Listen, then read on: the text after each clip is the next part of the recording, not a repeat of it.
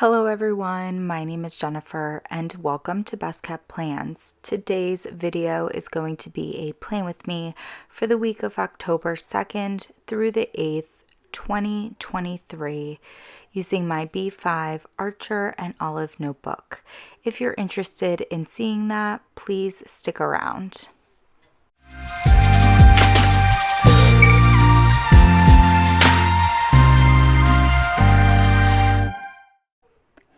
Here we are in my B5 Archer&Olive notebook. I will be going with a bit of a grid layout for this week's spread.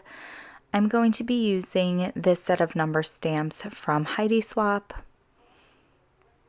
I'll be using the week number stamp from this set from Elle's Studio.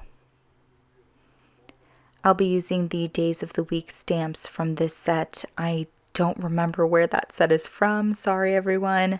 I'll be using the October stamp from that set from Paper Person. I will be using some of my Alice number stamps from Studio Calico, and I will be using this stencil from the Crafter's Workshop.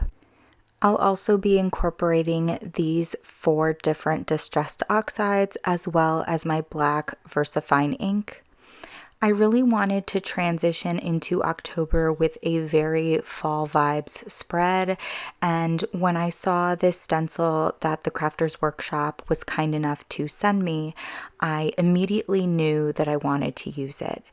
So I decided to go with this kind of grid style layout that I've done a couple of times now, and my thought process was to do the deco area with these leaf stencils kind of going across. I did set everything up so that the bottoms of the leaves would be cut off. I intentionally did that. And then I ended up going in with my distressed oxides and some brushes here to give these leaves a very fall look to them. I incorporated orange, red, brown, and yellow. I just thought that that would be a really fun color palette for transitioning into fall. And I did have to move this stencil around about 3 different times to get everything lined up across the area that I was using for deco, but I do think that it came out well. I think I was able to space these different leaves out fairly appropriately, I guess you could say. I do think the last 2 leaves on the left side of the spread are a bit closer together, but I was working with a limited space. I didn't want to have to pick up and put down the stencil every single leaf, so I was kind of trying to make it work, and I think overall I was able to do that. Here I am just finishing up those last 2 leaves, which are going into the right page of the spread, and then I'm going to start going in with these date stamps to put them down Monday through Sunday.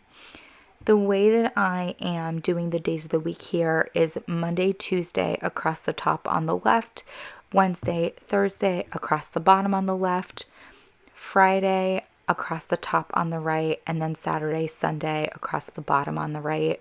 That's just what works for my brain. Some people would probably do that a little bit differently, but this works for my brain.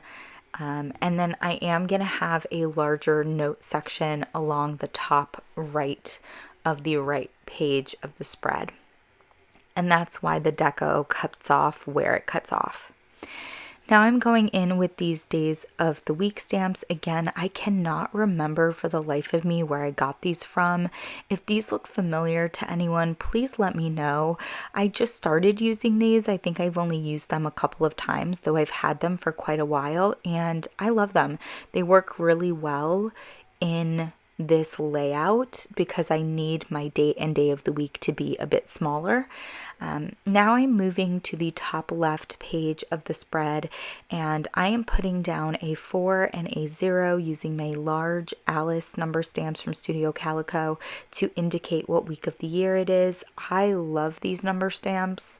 They are just so pretty to me, and I've been enjoying using them to indicate the day of the week when I'm doing spreads in this layout. I think they work really well for kind of taking up space and adding some contrast with whatever colors I'm using for my deco. Now I'm putting down my October stamp from Paper Person, and then I am going to put in my week number stamp from Elle's Studio. And this time around, I wanted to line up that week number stamp with October, the end of October. And I do think I was able to do that fairly decently.